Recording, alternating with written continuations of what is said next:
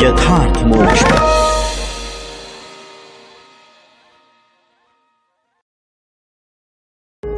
यथार्थ मोक्ष प्रस्तुत कर रहा है अतुल्य संपूर्ण महाभारत। श्री महाभारतम अर्घाभिहरण पर्व।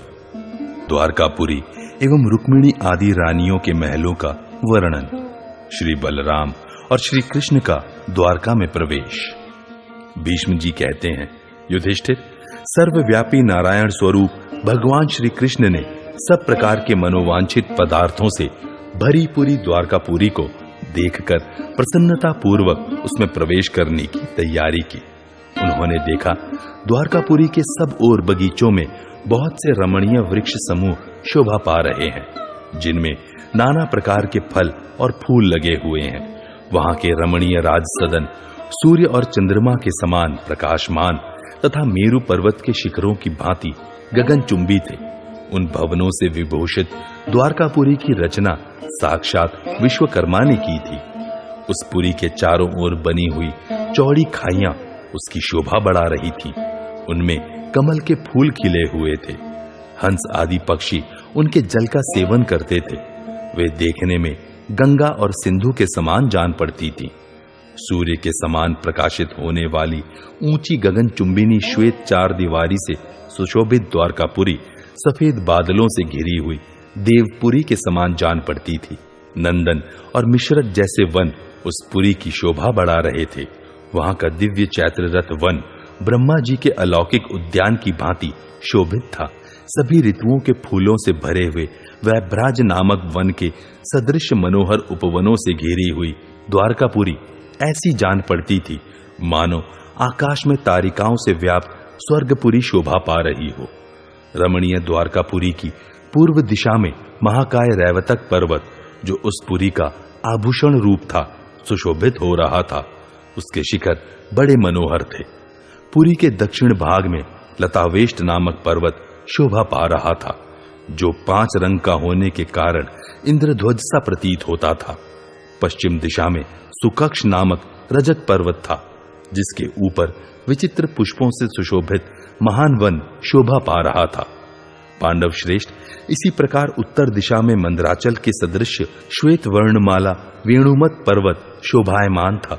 रैवतक पर्वत के पास चित्रकंबल केसिक वर्ण वाले 5 जन्य वन तथा सरवर्तुक वन की भी बड़ी शोभा होती थी। लतावेष्ट पर्वत के चारों ओर मेरुप्रभ नामक महान वन, तालवन तथा कमलों से सुशोभित पुष्पक वन शोभा पा रहे हैं। सुकक्ष पर्वत को चारों ओर से घेर कर चित्रपुष्प नामक महावन, शतपत्र वन, करवीर वन और कुसुम्भी वन सुशोभित होते हैं। वेणुमत पर्वत के सब ओर चैत्र रथ, नंदन, रमण और भावन नामक महान वन शोभा पाते हैं। भारत महात्मा केशव की उस पुरी में पूर्व दिशा की ओर एक रमणीय पुष्करिणी शोभा पाती है, जिसका विस्तार 100 धनुष है। 50 दरवाजों से सुशोभित और सब ओर से प्रकाशमान उस सुरमय महापुरी द्वारका में श्री कृष्ण ने प्रवेश किया। वह कितनी बड़ी है, इसका कोई माप नहीं था। उसकी ऊंचाई भी बहुत अधिक थी। वह पुरी चारों ओर अत्यंत अगाध जलराशि से घिरी हुई थी। सुंदर सुंदर महलों से भरी हुई द्वारका श्वेत अट्टालिकाओं से सुशोभित होती थी। तीखे यंत्र, शतघ्नि, विभिन्न यंत्रों के समुदाय और लोहे के बने हुए बड़े बड़े चक्रों से सुरक्षित द्वारकापुरी को भगवान ने देखा। देवपुरी की भांति उसकी 4 दीवारी के निकट क्षुद्र घंटिकाओं से सुशोभित 8000 रथ शोभा पाते थे, जिनमें पताकाएं फहराती रहती थी। द्वारकापुरी की चौड़ाई 8 योजन है एवं लंबाई 12 योजन है, अर्थात वह कुल 96 योजन विस्तृत है। उसका उपनिवेश उससे दुगुना अर्थात 192 योजन विस्तृत है। वह पुरी सब प्रकार से अविचल है। श्री कृष्ण ने उस पुरी को देखा।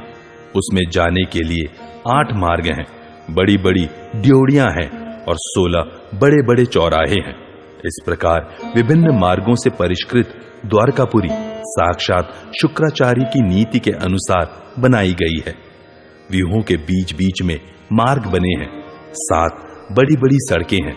साक्षात विश्वकर्मा ने इस द्वारका नगरी का निर्माण किया है।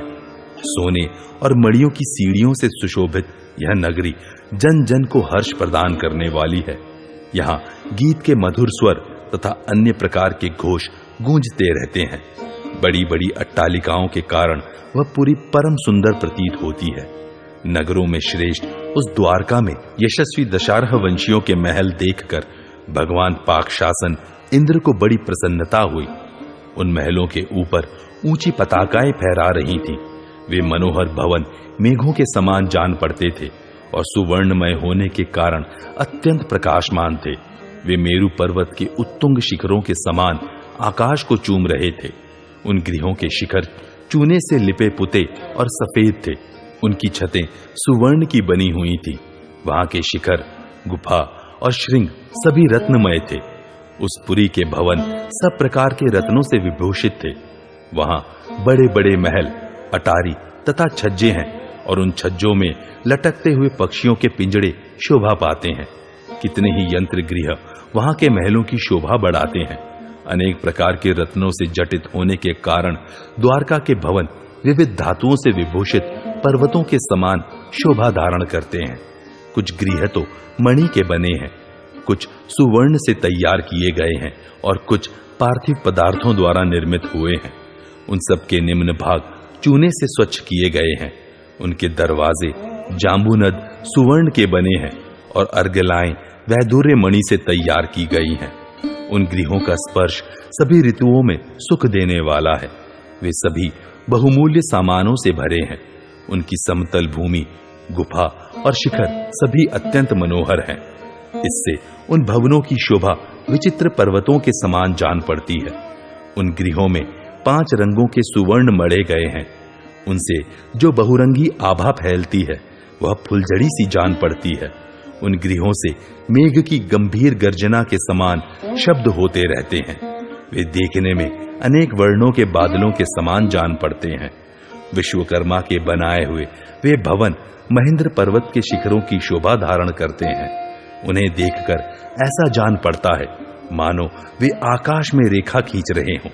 उनका प्रकाश चंद्रमा और सूर्य से भी बढ़कर है। जैसे भोगवती गंगा प्रचंड नागगणों से भरे हुए भयंकर कुंडों से सुशोभित होती है, उसी प्रकार द्वारकापुरी दशारह कुल के महान सौभाग्यशाली पुरुषों से भरे हुए उपर्युक्त भवन रूपी हृदयों के द्वारा शोभा पा रही है। जैसे आकाश मेघों की घटा से आच्छादित होता है, उसी प्रकार द्वारकापुरी मनोहर भवन रूपी मेघों से अलंकृत दिखाई देती है। ये भगवान श्री कृष्ण ही वहां इंद्र एवं पर्जन्य के समान है। वृषणी वंशी युवक मतवाले मयूरों के समान उन भवन रूपी मेघों को देखकर हर्ष से नाच उठते हैं। सहस्त्रों स्त्रियों की कांति विद्युत की प्रभा के समान उनमें व्याप्त है। जैसे मेघ कृष्ण ध्वज के उपवाज्य हैं, उसी प्रकार द्वारका के भवन भी कृष्ण ध्वज से विभूषित उपवाज्य से संपन्न है। यदुवंशियों के विविध प्रकार के अस्त्र शस्त्र उन मेघ सदृश महलों में इंद्रधनुष की बहुरंगी छटा छिटकाते हैं। भारत देवादिदेव भगवान श्री कृष्ण का भवन, जिसे साक्षात विश्वकर्मा ने अपने हाथों बनाया है, 4 योजन लंबा और उतना ही चौड़ा दिखाई देता है। उसमें कितनी बहुमूल्य सामग्रियां लगी हैं, इसका अनुमान लगाना असंभव है। उस विशाल भवन के भीतर सुंदर सुंदर महल और अट्टालिकाएं बनी हुई हैं। वह प्रासाद जगत के सभी पर्वतीय दृश्यों से युक्त है। श्री कृष्ण, बलराम और इंद्र ने उस द्वारका को देखा। महाबाहु विश्वकर्मा ने इंद्र की प्रेरणा से भगवान पद्मनाभ के लिए जिस मनोहर प्रासाद का निर्माण किया है, उसका विस्तार सब ओर से 1-1 योजन का है। उसके ऊंचे शिखर पर सुवर्ण मढ़ा गया है, जिससे वह मेरु पर्वत के उत्तुंग श्रृंग की शोभा धारण कर रहा है। वह प्रासाद महात्मा विश्वकर्मा ने महारानी रुक्मिणी के रहने के लिए बनाया है। यह उनका सर्वोत्तम निवास है। श्री कृष्ण की दूसरी पटरानी सत्यभामा सदा श्वेत रंग के प्रासाद में निवास करती हैं, जिसमें विचित्र मणियों के सोपान बनाए गए हैं। उसमें प्रवेश करने पर लोगों को शीतलता का अनुभव होता है। निर्मल सूर्य के समान तेजस्विनी पताकाएं उस मनोरम प्रासाद की शोभा बढ़ाती हैं। एक सुंदर उद्यान में उस भवन का निर्माण किया गया है। उसके चारों ओर ऊंची ऊंची ध्वजाएं फहराती रहती हैं। इसके सिवा वह प्रमुख प्रासाद जो रुक्मिणी तथा सत्यभामा के महलों के बीच में पड़ता है और जिसकी उज्जवल प्रभा सब ओर फैलती रहती है, जाम्बवती देवी द्वारा विभूषित किया गया है। वह अपनी दिव्य प्रभा और विचित्र सजावट से मानो तीनों लोकों को प्रकाशित कर रहा है। उसे भी विश्वकर्मा ने ही बनाया है। जाम्बवती का वह विशाल भवन कैलाश शिखर के समान सुशोभित होता है, जिसका दरवाजा जाम्बुनत सुवर्ण के समान उद्दीप्त होता है, जो देखने में प्रज्वलित अग्नि के समान जान पड़ता है। विशालता में समुद्र से जिसकी उपमा दी जाती है, जो मेरू के नाम से विख्यात है, उस महान प्रासाद में गांधार राज की कुलीन कन्या सुकेशी को भगवान श्री कृष्ण ने ठहराया है। महाबाहो पद्मकूट नाम से विख्यात जो कमल के समान कांति वाला प्रासाद है, वह महारानी सुप्रभा का परम पूजित निवास स्थान है। कुरुश्रेष्ठ जिस उत्तम प्रासाद की प्रभा सूर्य के समान है, उसे शारंग धनवा श्री कृष्ण ने महारानी लक्ष्मणा को दे रखा है। भारत वैदुर्य मणि के समान कांतिमान हरे रंग का महल, जिसे देखकर सब प्राणियों को श्री हरि ही हैं ऐसा अनुभव होता है, वह मित्रविंदा का निवास स्थान है। उसकी देवगण भी सराहना करते हैं। भगवान वासुदेव की रानी मित्रविंदिका का यह भवन अन्य सब महलों का आभूषण रूप है। युधिष्ठिर द्वारका में जो दूसरा प्रमुख प्रासाद है, उसे संपूर्ण शिल्पियों ने मिलकर बनाया है। वह अत्यंत रमणीय भवन हंसता सा खड़ा है। सभी शिल्पी उसके निर्माण कौशल की सराहना करते हैं। उस प्रासाद का नाम है केतुमान। वह भगवान वासुदेव की महारानी सुदत्ता देवी का सुंदर निवास स्थान है। वहीं विरज नाम से प्रसिद्ध एक प्रासाद है, जो निर्मल एवं रजोगुण के प्रभाव से शून्य है। वह परमात्मा श्री कृष्ण का उपस्थान गृह है। इसी प्रकार वहां एक और भी प्रमुख प्रासाद है, जिसे स्वयं विश्वकर्मा ने बनाया है। उसकी लंबाई चौड़ाई एक एक योजन की है। भगवान का वह भवन सब प्रकार के रत्नों द्वारा निर्मित हुआ है। वसुदेव नंदन श्री कृष्ण के सुंदर सदन में जो मार्गदर्शक ध्वज है, उन सब के दंड सुवर्णमय बनाए गए हैं। उन सब पर पताकाएं फहराती रहती हैं। द्वारकापुरी में सभी के घरों में घंटा लगाया गया है। यदु सिंह श्री कृष्ण ने वहां लाकर वैजयंती पताकाओं से युक्त पर्वत स्थापित किया है। वहां हंसकूट पर्वत का शिखर है, जो 60 ताड़ के बराबर ऊंचा और आधा योजन चौड़ा है। वहीं इंद्रद्युम्न सरोवर भी है, जिसका विस्तार बहुत बड़ा है।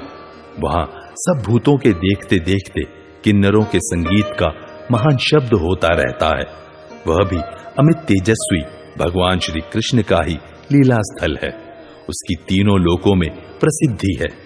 मेरु पर्वत का जो सूर्य के मार्ग तक पहुंचा हुआ जाम्बुनदमय दिव्य और त्रिभुवन विख्यात उत्तम शिखर है, उसे उखाड़कर भगवान श्री कृष्ण कठिनाई उठाकर भी अपने महल में ले आए हैं। सब प्रकार की औषधियों से अलंकृत वह मेरु शिखर द्वारका में पूर्ववत प्रकाशित है।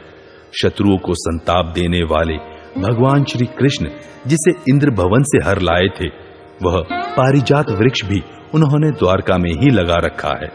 भगवान वासुदेव ने ब्रह्मलोक के बड़े बड़े वृक्षों को भी लाकर द्वारका में लगाया है। साल, ताल, अश्वकर्ण, 100 शाखाओं से सुशोभित वट वृक्ष, भल्लातक, कपित, चंद्र वृक्ष, चंपा, खजूर और केतक, ये वृक्ष वहां सब ओर लगाए गए थे। द्वारका में जो पुष्करिणियां और सरोवर हैं, वे कमल पुष्पों से सुशोभित स्वच्छ जल से भरे हुए हैं। उनकी आभा लाल रंग की है। उनमें सुगंध युक्त उत्पल खिले हुए हैं। उनमें स्थित बालू के कण मणियों और मोतियों के चूर्ण जैसे जान पड़ते हैं। वहां लगाए हुए बड़े बड़े वृक्ष उन सरोवरों के सुंदर तटों की शोभा बढ़ाते हैं। जो वृक्ष हिमालय पर उगते हैं तथा जो नंदन वन में उत्पन्न होते हैं, उन्हें भी यदुप्रवर श्री कृष्ण ने वहां लाकर लगाया है। कोई वृक्ष लाल रंग के हैं, कोई पीत वर्ण के हैं और कोई अरुण कांति से सुशोभित है, और बहुत से वृक्ष ऐसे हैं जिनमें श्वेत रंग के पुष्प शोभा पाते हैं। द्वारका के उपवनों में लगे हुए पूर्वोक्त सभी वृक्ष संपूर्ण ऋतुओं के फलों से परिपूर्ण हैं।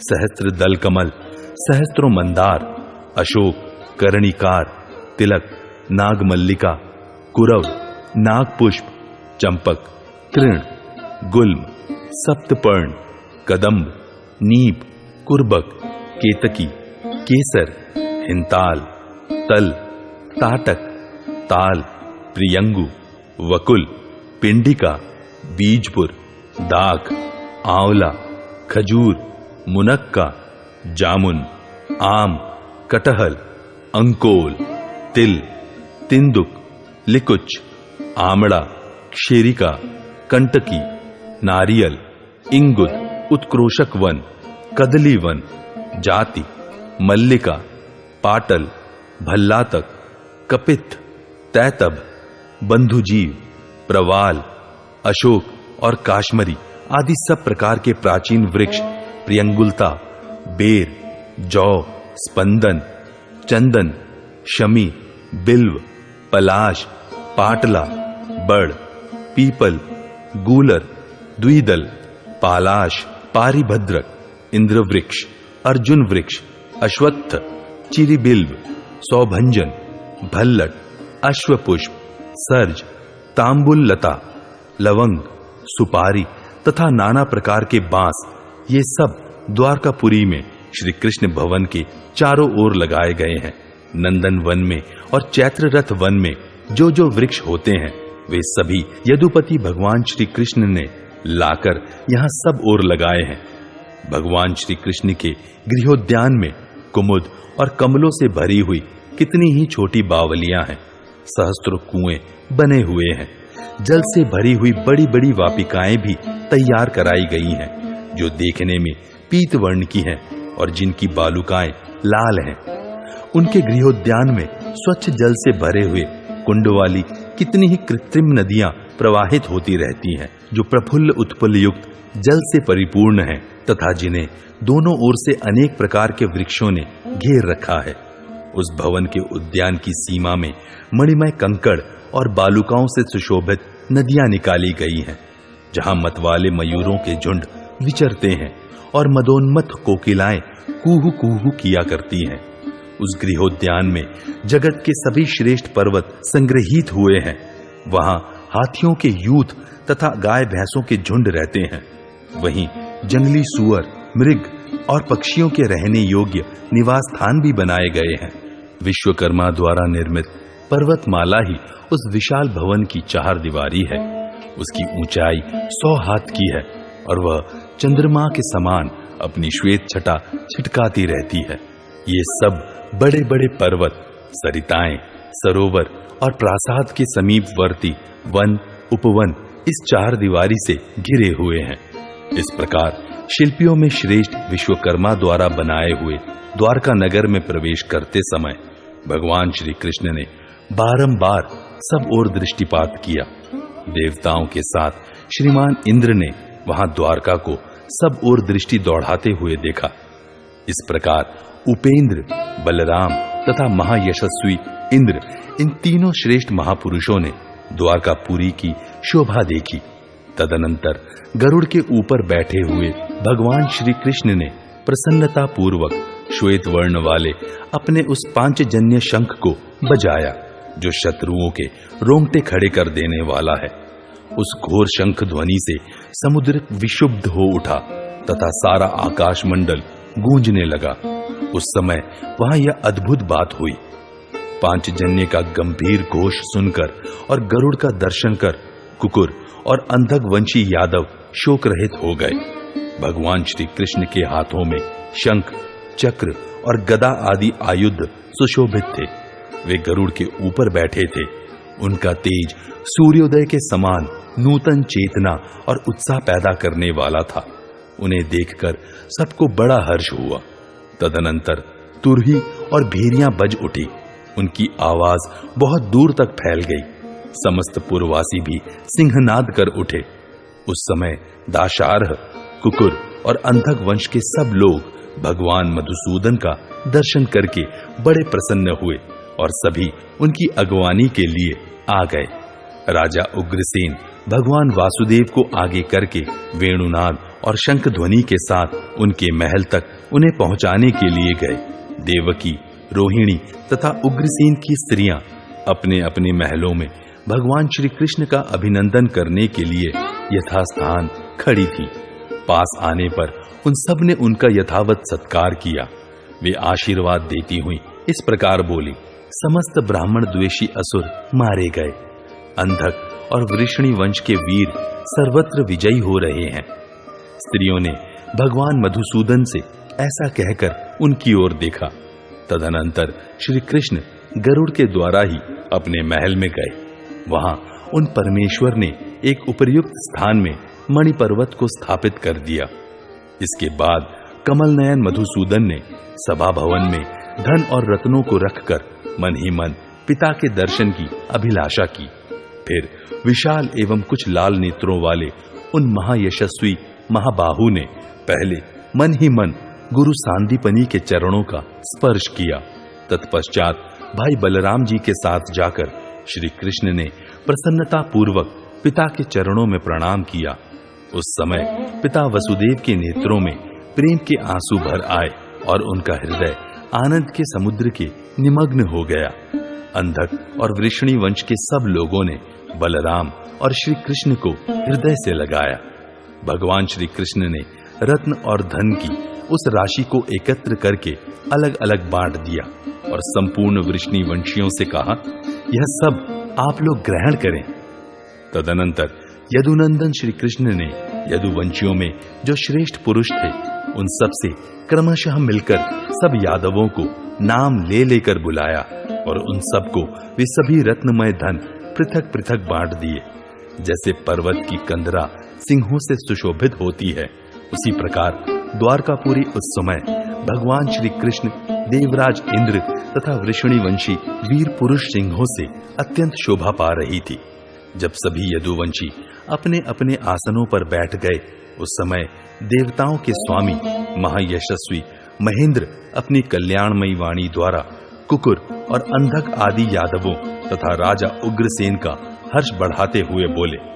इंद्र ने कहा, यदुवंशी वीरों, परमात्मा श्री कृष्ण का मनुष्य योनि में जिस उद्देश्य को लेकर अवतार हुआ है और भगवान वासुदेव ने इस समय जो महान पुरुषार्थ किया है, वह सब मैं संक्षेप में बताऊंगा। शत्रुओं का दमन करने वाले कमल नयन श्री हरि ने 1,00,000 दानवों का संहार करके उस पाताल विवर में प्रवेश किया था, जहां पहले के प्रहलाद, बलि और शंबर आदि दैत्य भी नहीं पहुंच सके थे। भगवान आप लोगों के लिए यह धन वहीं से लाए हैं। बुद्धिमान श्री कृष्ण ने पाश सहित मुर नामक दैत्य को कुचलकर पंचजन नाम वाले राक्षसों का विनाश किया और शिला समूहों को लांघकर सेवक गणों सहित निशुंभ को मौत के घाट उतार दिया। तत्पश्चात इन्होंने बलवान एवं पराक्रमी दानव हयग्रीव पर आक्रमण करके उसे मार गिराया और भौमासुर का भी युद्ध में संहार कर डाला। इसके बाद केशव ने माता अदिति के कुंडल प्राप्त करके उन्हें यथास्थान पहुंचाया और स्वर्गलोक तथा देवताओं में अपने महान यश का विस्तार किया। अंधक और वृषणी वंश के लोग श्री कृष्ण के बाहुबल का आश्रय लेकर शोक, भय और बाधाओं से मुक्त हैं। अब ये सभी नाना प्रकार के यज्ञों तथा सोमरस द्वारा भगवान का यजन करें। अब पुनः वाणासुर के वध का अवसर उपस्थित होने पर मैं तथा सब देवता, वसु और साध्यगण मधुसूदन श्री कृष्ण की सेवा में उपस्थित होंगे।